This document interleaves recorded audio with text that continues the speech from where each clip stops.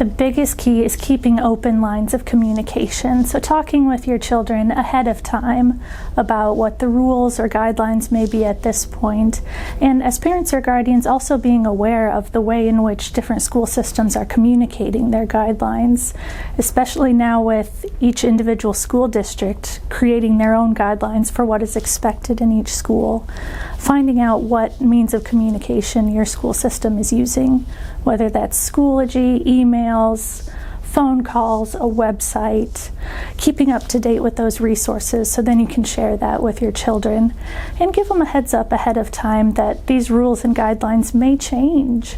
As we get into the school year, we continue to learn more about COVID and COVID continues to evolve. Giving them heads up ahead of time that these guidelines may change as we learn more information. It will be a big transition for many students, some of whom who haven't really been in the classroom for almost a year and a half and may have gotten out of the routine and felt disconnected somewhat from their peers and their classmates and their teachers. So talking with them about what this school year might look like, talking through what their typical day might look like, things that are likely to happen, and also participating in school events that your school district may be having, whether it's an open house, back to school night, taking a virtual tour, trying to get back into the environment in a safe way, just to kind of refresh their memory, remind them this is where your classroom is, this is where your locker is, kind of getting back into the swing of things and what they might expect during a somewhat more typical school year. I think it's really helpful to come together as a family, especially if there are children attending different schools with different guidelines,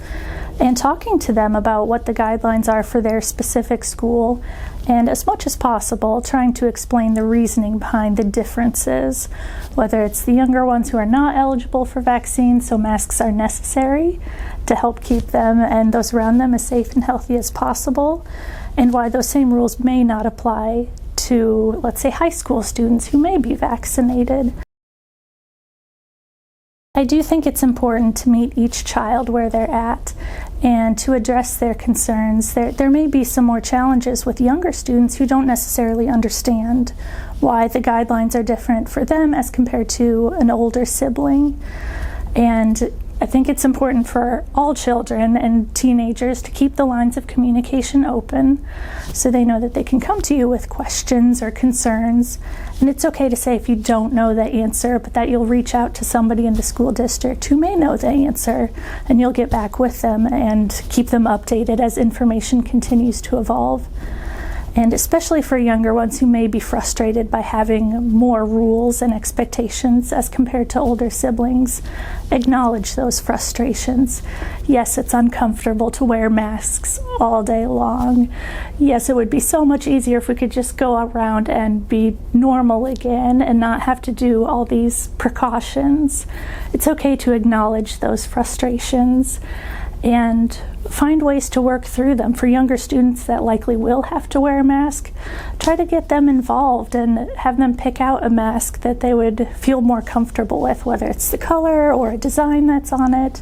or just something that feels more comfortable to them so they're part of the process and feel like their perspective and their opinion matters. And then it may also be helpful to have a fun activity or something for them to look forward to after the first day or two of school is done, whether that's having their favorite meal ready for dinner that evening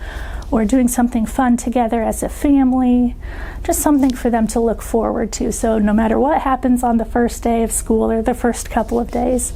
they have this thing that they can look forward to and focus on to help them get through the day.